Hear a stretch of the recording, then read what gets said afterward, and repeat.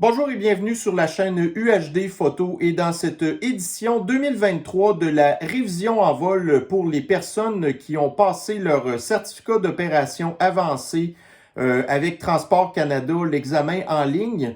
Et il vous reste maintenant la dernière étape, c'est-à-dire la fameuse révision en vol. Alors, tout d'abord, quel est mon background? Donc, moi, j'ai obtenu mon certificat d'opération avancée en 2019 et dès 2020, ensuite, là, j'ai commencé à faire des évaluations en vol. Donc, là, c'est ma 4e année que je débute. Donc, c'est ça. Fait que la raison pour laquelle que je fais la petite vidéo aujourd'hui, c'est dans le but de bien vous préparer à votre examen pour que vous oubliez rien, que vous sachiez à peu près où est-ce qu'on s'enligne, pour pas que, tu sais, on sait que vous allez déjà être suffisamment stressé comme ça. Alors, je pense que, bon, puis Transport Canada nous a pas non plus interdit de vous donner tous les outils que vous aviez besoin pour faire votre révision en vol. Donc, la vidéo d'aujourd'hui, ben, ça sert entre autres à ça. Alors, pour faire votre révision en vol, vous devez prendre rendez-vous. Donc, votre évaluateur en vol, lui, il est rattaché à une école de formation, OK?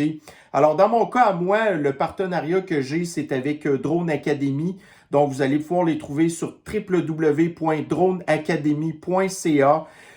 Donc, avec eux, là, vous allez être en mesure d'avoir toutes les formations nécessaires pour le certificat d'opération de base, avancé, la préparation à la révision en vol, ainsi de suite. Puis par la suite, ben là, quand que vous voulez prendre votre rendez-vous, moi, personnellement, je m'occupe du secteur plutôt de la région de Québec, là. Alors, je suis installé à Lévis. La plupart des candidats que je rencontre, là, on a un beau petit parc là, de déterminé, en fait, à Lévis pour faire ça. Alors, j'ai eu de la clientèle, là, tu sais, que ce soit de la basse Côte-Nord jusqu'à aussi la Gaspésie. Bref, en tout cas, je couvre quand même un assez grand territoire, là. Fait que c'est ça. Donc, moi, je m'occupe vraiment de la région de Lévis. Alors, si vous voulez prendre un rendez-vous avec moi, vous devez passer par www.droneacademy.ca et par la suite, ben c'est ça. Là, vous allez voir que j'ai quand même une plage de disponibilité qui est quand même assez exhaustive, si on peut dire. Et concernant la plage de prix, ben, vous allez pouvoir tout simplement voir sur le site de Drone Academy. Par la suite aussi, donc, ils vont vous donner, si vous prenez là, la formation préparation à la révision en vol, plusieurs informations dont on va entre autres là, en parler un petit peu plus tard. Alors, c'est ça qui est ça. Donc, sans plus attendre, on va démarrer notre vidéo sur la révision en vol.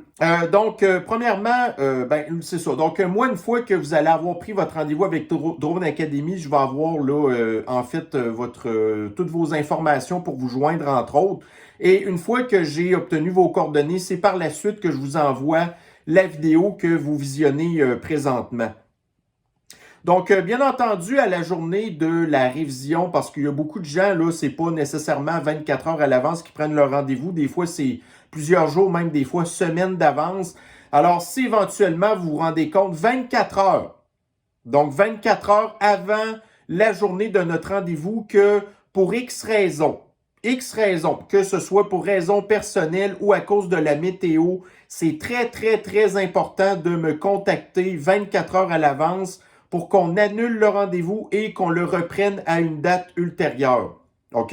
Donc, c'est votre responsabilité à vous de contacter. C'est sûr que, bon, si je ne file pas, je vais vous contacter, là, mais mettons que c'est de votre côté, que pour X raison, il y a quelque chose qui ne va pas. La journée d'avant, s'il vous plaît, contactez-moi parce qu'éventuellement, il pourrait y avoir des frais d'annulation là, si c'est un petit peu trop fait à la dernière seconde. Donc, c'est vous aussi qui êtes en charge là, de vérifier au niveau de votre météo qu'est-ce qui vous convient. OK? Alors, c'est sûr que votre drone, lui, en fonction là, des données de votre fabricant de votre fabricant de drone, ben, tu sais, il y a des températures puis des forces de vent à respecter. Au même titre que, admettons, de la pluie puis des trucs de même. Mais là, si vous, admettons, je sais pas, moi, vous n'êtes pas à l'aise de voler parce qu'ils vendent trop fort à votre goût, ben, ça encore là, ça fait partie du contactez-moi au minimum 24 heures à l'avance. Par la suite, à la journée de votre révision en vol, c'est très important de vous présenter avec un drone qui est immatriculé. OK? Donc, peu importe le poids de votre drone, ça vous prend absolument un drone immatriculé. OK? Auprès de Transport Canada.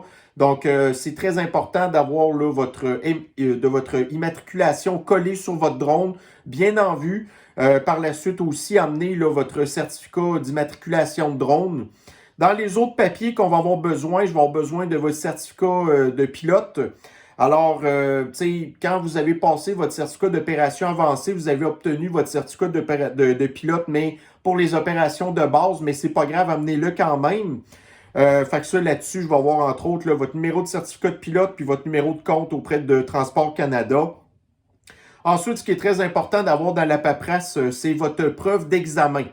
Alors, quand vous avez réussi votre examen d'opération avancée, vous avez reçu un courriel de Transport Canada avec votre résultat indiqué. Très important d'avoir 80% ou plus. Si vous n'avez pas le courriel en question, puis vous l'avez oublié, admettons, il y a toujours possibilité aussi de l'obtenir directement dans votre compte de Transport Canada. Par la suite aussi, on a besoin d'avoir une pièce d'identité, préférablement un permis de conduire. Sinon, ça peut être un passeport ou quelque chose comme ça. Alors, preuve d'identité, évidemment, c'est indispensable. Donc, pour ce qui est au niveau de la préparation pré-vol, donc, vous allez voir ici à l'écran un petit exemple là, de ce que je m'attends un petit peu. Tu sais, quand on est pilote, là, peu importe pilote de quoi, habituellement, on a ce qu'on appelle une espèce de checklist, OK? Donc, c'est une feuille préparatoire qui nous permet de rien oublier. Est-ce que notre matériel de drone est correct? Est-ce que j'ai toutes les affaires nécessaires pour voler? Est-ce que mes batteries de drone, mes batteries de télécommande, mes batteries je ne sais pas moi, de cellulaire ou de tablette, peu importe, est-ce que tout ça c'est plein? J'ai-tu ma carte micro SD, et ainsi de suite, bref. Fait que notre checklist, là, est-ce que vous avez préparé votre plan de vol, ainsi de suite. Fait que c'est ça, moi, c'est pas une obligation de Transport Canada, mais c'est sûr que quand vous avez une checklist, vous avez moins de chances d'oublier des affaires, dont entre autres pendant votre révision en vol, vous avez plein d'affaires à emmener. Si vous avez une checklist, ça se peut que vous ayez moins de chances d'oublier des trucs. Pareil pour votre vol. C'est pas une fois rendu chez le client qu'il faut se rendre compte qu'on a oublié nos hélices à la maison. OK? Par la suite, pour ce qui est du carnet de vol. Donc, le carnet de vol, c'est de la manière que vous enregistrez vos vols. Donc, les pilotes, ça, ils appellent ça le flight log, en fait. Alors, bon, tu sais, pour les gens qui sont en entreprise, la plupart des clients que j'ai eus ont une espèce de carnet papier qu'ils écrivent le vol, c'est qui le pilote, la durée de vol, ainsi de suite, puis l'opération, ça servait à quoi, puis tout, là. À la limite, bon, vous avez aussi toujours dans les... Bon, en tout cas, pas toujours, mais si, admettons, vous utilisez là, des produits DJI, donc vous avez un carnet de vol qui est attitré à votre compte, mais au drone aussi, que dans l'application DJI Fly ou DJI Go4 ou DJI Pilot, entre autres, vous êtes capable, en fait, là, d'avoir tous vos vols qui sont enregistrés. Fait que si je vous demande, bon, dans quoi vous enregistrez vos vols, carnet papier ou là, en fait, là, l'application du drone, c'est bien correct. Par la suite, pour le plan de vol, donc, en passant par Drone Academy, on va vous donner un scénario, OK? Que lors de la vidéo préparation de la révision en vol, on va vous expliquer comment fabriquer en fait un plan de vol, OK? Alors, c'est ça. Donc, vous allez avoir un frame tout simplement de quoi utiliser, c'est quoi les données, qu'est-ce qu'on attend de vous en fait. Fait qu'à la journée du vol, à Lévis, bon, le scénario que vous allez avoir n'est pas nécessairement en rapport avec votre vol à Lévis, OK? Ça peut être un scénario ailleurs qui est dans un secteur un petit peu plus compliqué, en fait, là, que celui du parc à Lévis, en fait. Fait que vous préparez votre plan de vol en fonction de ce scénario-là, OK? Je vous redemande pas un plan de vol pour le parc de Lévis, mais ça, je vais y venir un petit peu plus tard. Fait que vous pouvez prendre en fait exemple là, vraiment sur la vidéo de préparation de révision en vol de Drone Academy. Par la suite, pour ce qui est au niveau là, du pilote, qui doit faire une analyse de sa zone de vol. Donc, oui, dans votre plan de vol, vous devez déjà faire une espèce de préparation, en tout cas, une espèce là, d'analyse de votre zone de vol, OK, en fonction de Google Earth ou des cartes satellites ou peu importe, là.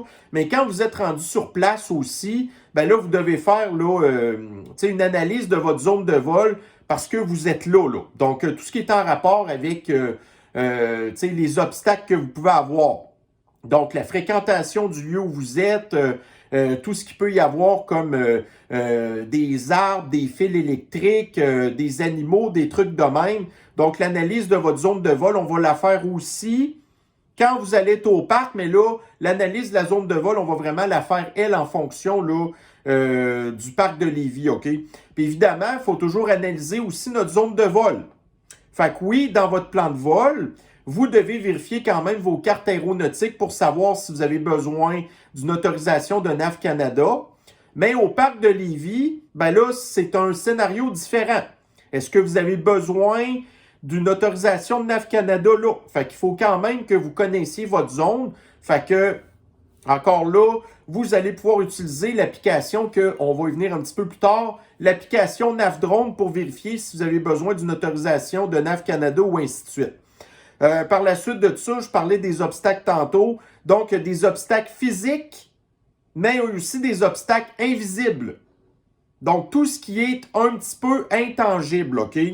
Fait que je veux pas trop vous mettre sur la piste. Si jamais ça vous intéresse puis vous voulez plus d'informations puis vous voulez vraiment une formation autre là, qu'une formation en ligne, il y a toujours possibilité de me contacter pour qu'on puisse là vraiment vous donner toutes les informations possibles concernant les obstacles que vous pourriez peut-être oublier. Mais dites-vous une affaire, c'est que tout est un obstacle pour le vol de votre drone, OK?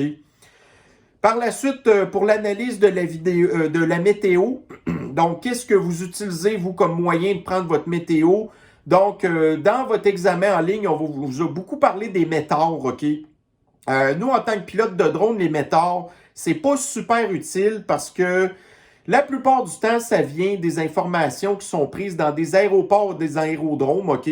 Puis, juste pour vous dire, là, dans le secteur où vous êtes à peu près à 35-40 km de l'aéroport de Québec. Fait que si vous prenez les métaux de l'aéroport de Québec, pour votre patente qui se passe à 40 km plus loin, c'est pas très utile. Donc, moi, personnellement, je pense que ce qui est important de savoir quand on est pilote de drone, c'est il va-tu mouiller, c'est quoi la température, puis c'est quoi la force des vents.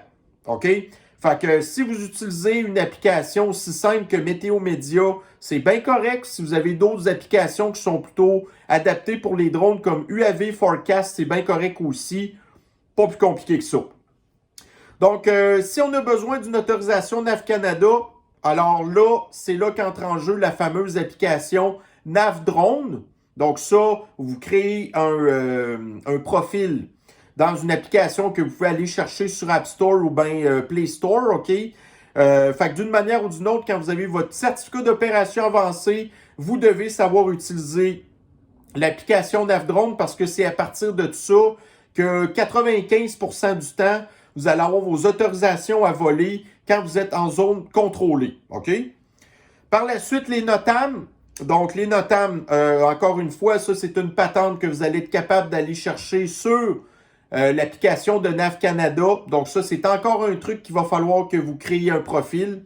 Donc, à la journée du vol, est-ce qu'il y a des indications dans les NOTAM qu'on n'a pas le droit de voler où ce qu'on est? Ça, c'est votre responsabilité de vérifier ça. Alors, j'ai pas besoin d'avoir nécessairement les NOTAM papier au même titre que le plan de vol. Si vous m'amenez tout ça sous forme électronique, c'est bien correct.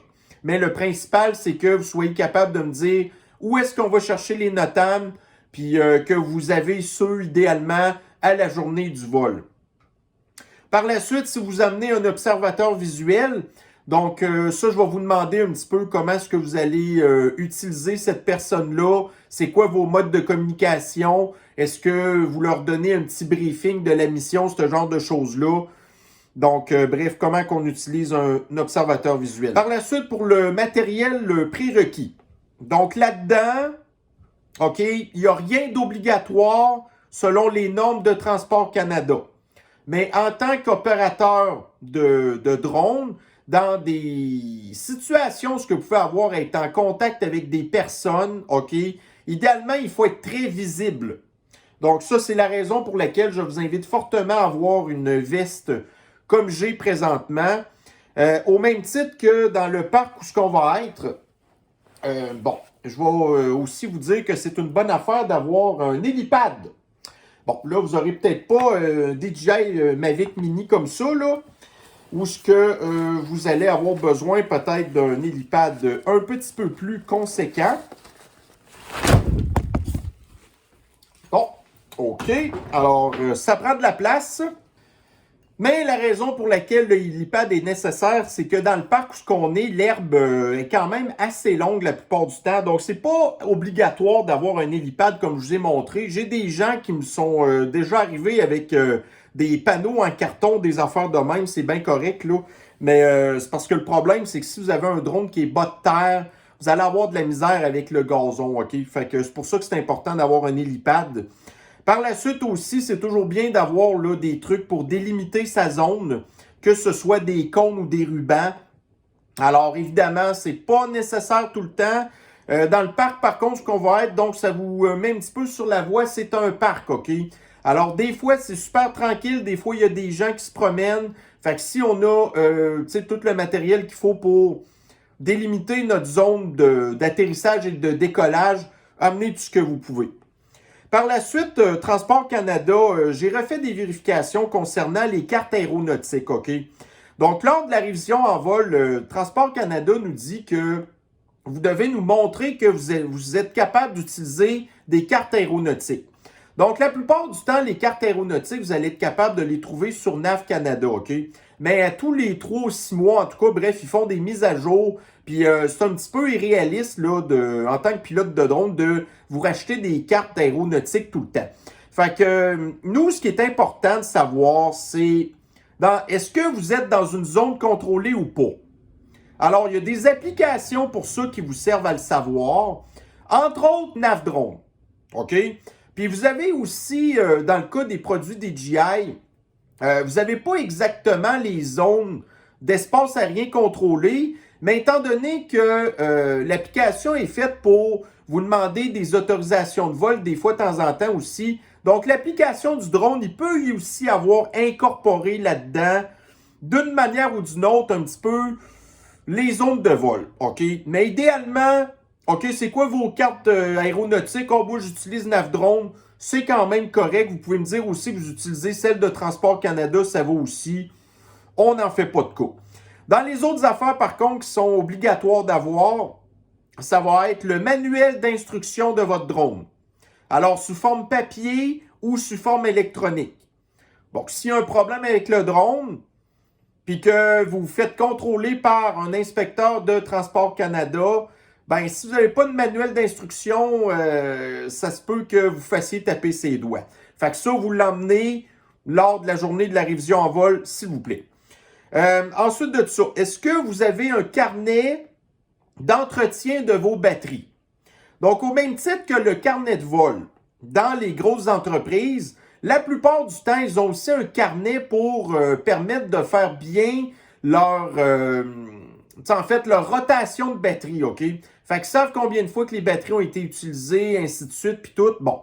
Puis ça, c'est un autre truc que dans votre application de drone, en tout cas, du moins pour les produits DJI, vous avez un endroit où, quand vous mettez votre batterie dans votre drone, ben après ça, là, quand vous démarrez votre application, vous êtes capable d'aller savoir un petit peu, est-ce que votre batterie, il y a un problème avec le nombre de recharges qu'elle a eu, ainsi de suite.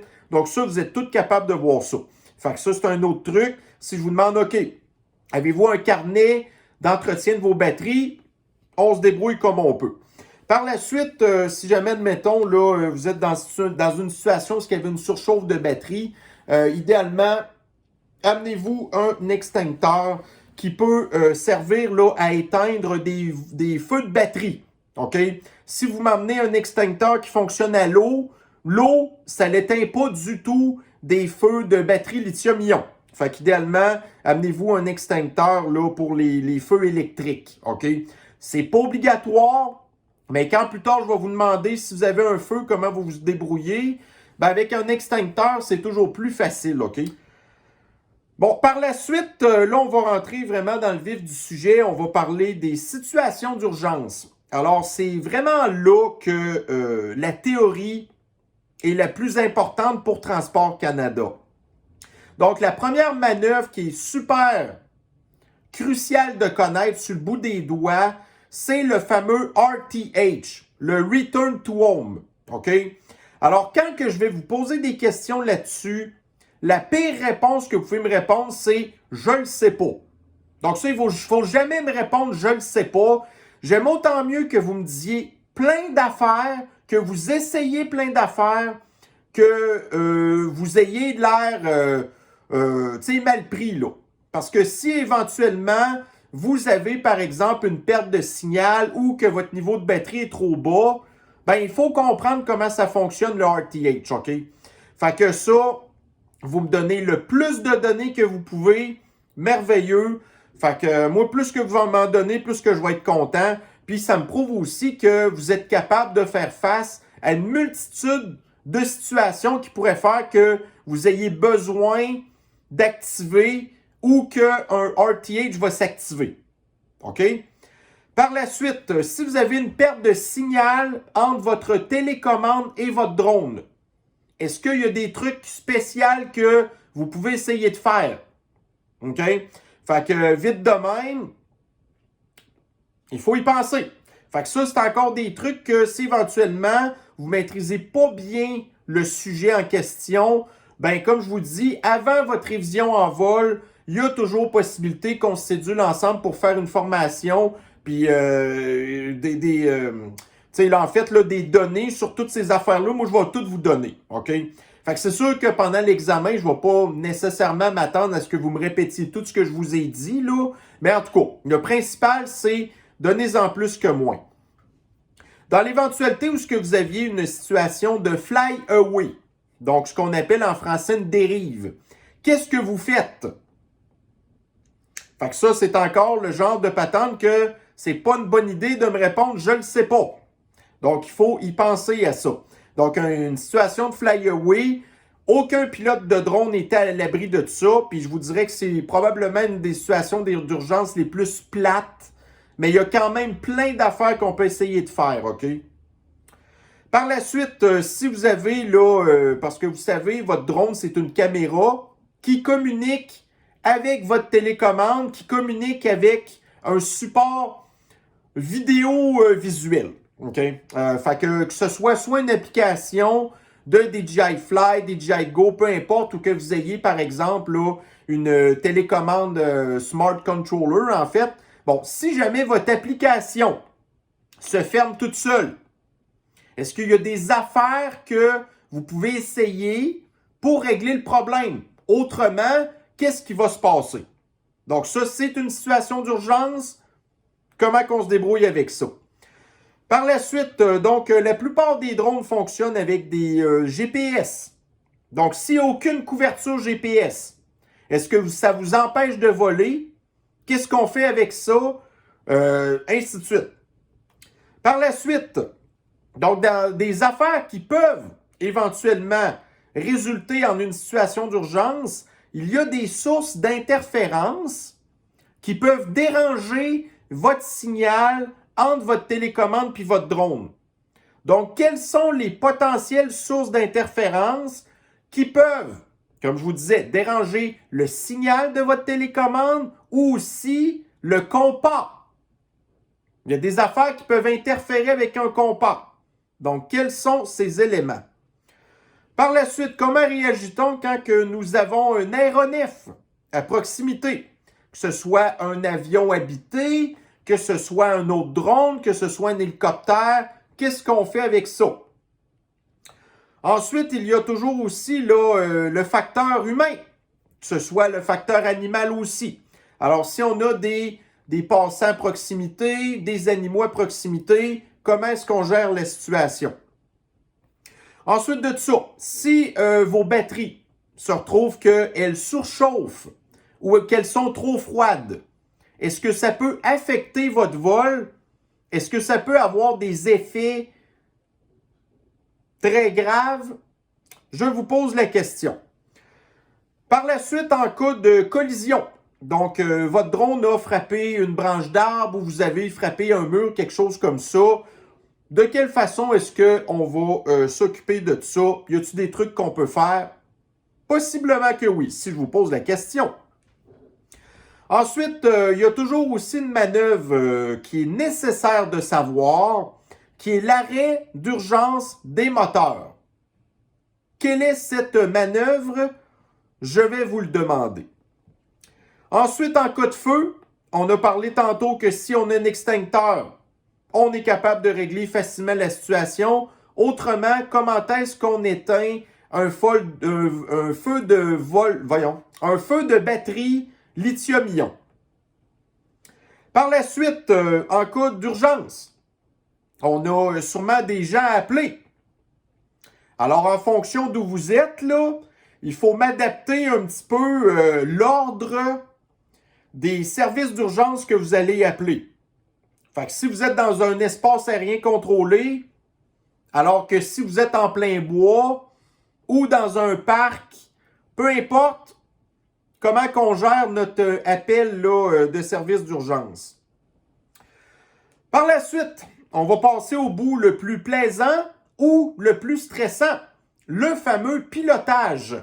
Alors, vous allez avoir ici à l'écran une vidéo du genre de pilotage que je ne vous demanderai pas d'accomplir avec moi, quoique c'est vraiment super, on pourrait dire spectaculaire. Alors, regardons ça sans plus attendre.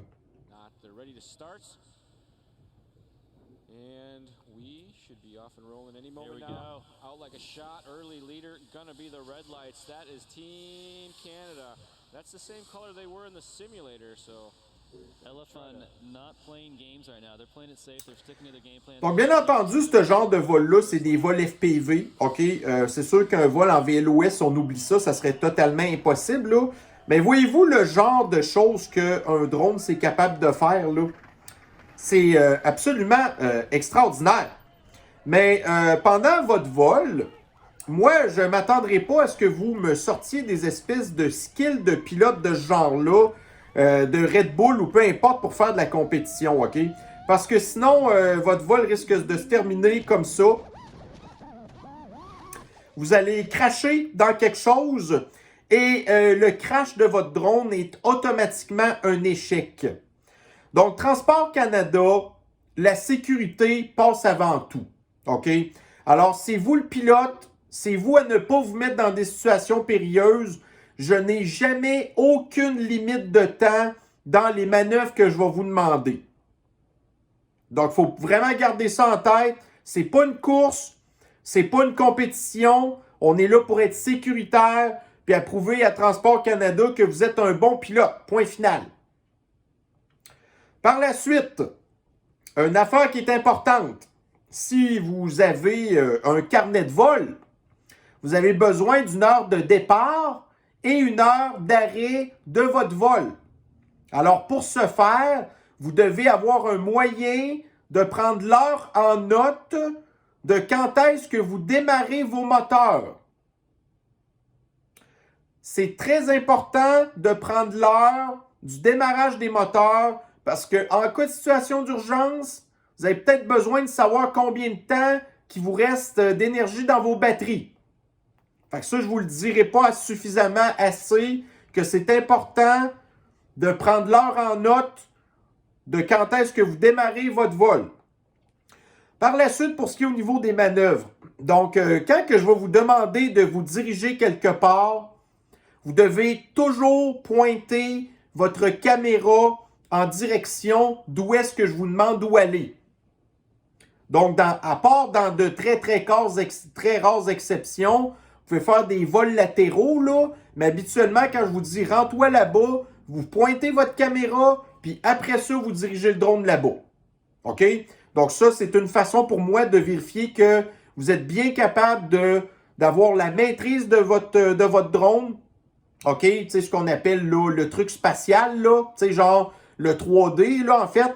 Et que vous êtes capable aussi de faire votre vol en VLOS. Donc, pendant votre vol, vous ne pouvez pas passer votre temps à regarder votre écran de caméra de drone, OK? Vous devez être capable de regarder votre drone, de le diriger quelque part, Puis la majorité du temps, on ne regarde pas notre écran. OK? Par la suite, la manœuvre la plus importante de votre examen de pilotage, c'est l'orbite. Donc, je vais vous demander de tourner autour d'un objet fixe, toujours en pointant la caméra au centre de l'objet. Alors là, à ce moment-là, effectivement, on fait un déplacement latéral et on doit toujours jouer là, avec notre IA pour tout simplement pivoter le drone pour garder toujours là, autant que possible le centre de notre objet. OK? Fait que là, vous allez faire une orbite d'un bord, puis une orbite de l'autre bord. Puis ça, je vous l'ai dit tantôt, il n'y a pas de limite de temps. Vous prenez votre temps. Si vous avez des petites corrections à faire pendant l'orbite, ça va. Mais en tout cas, idéalement, là, s'il y a vraiment une manœuvre qui est super importante de bien maîtriser, c'est l'orbite.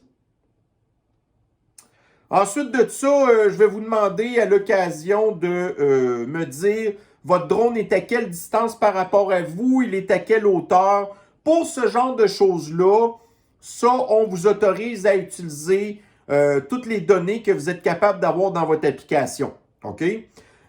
Ensuite de ça, ça va être la manœuvre de retour.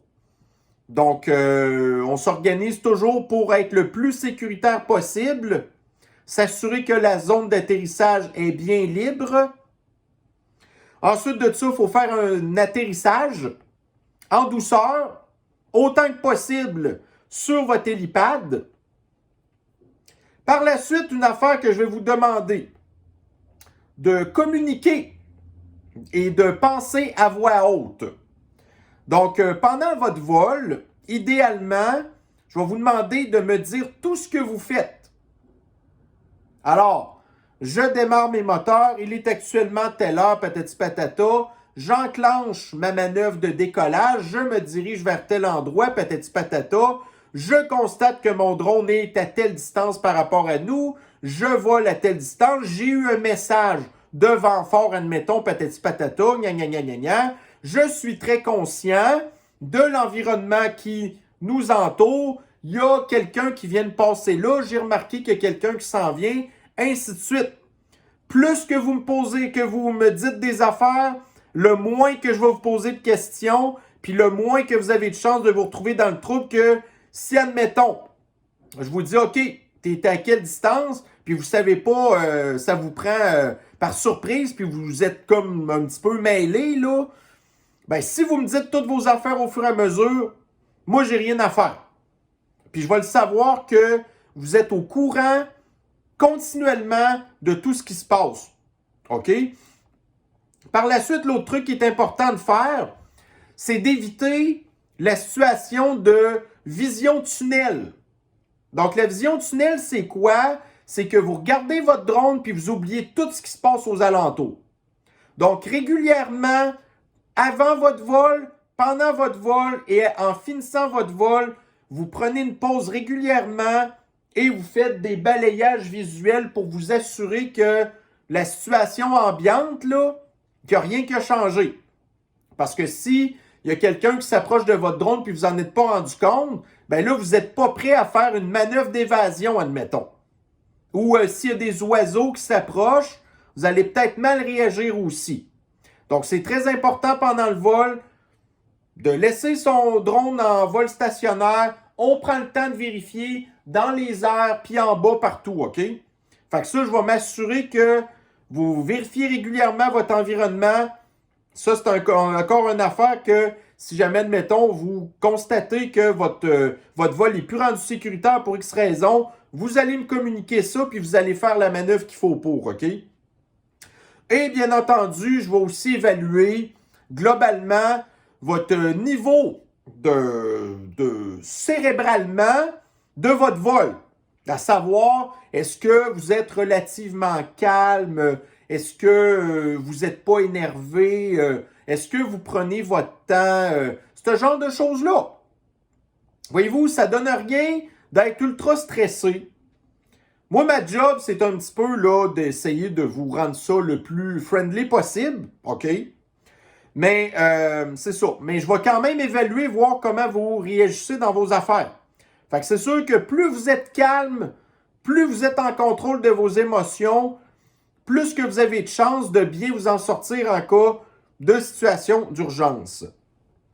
Alors, une fois que le tout sera complété, eh bien là, je vais vous dire si vous avez un succès ou un échec. Dans le cas d'un échec, vous avez le droit de recéduler une nouvelle révision en vol 24 heures plus tard.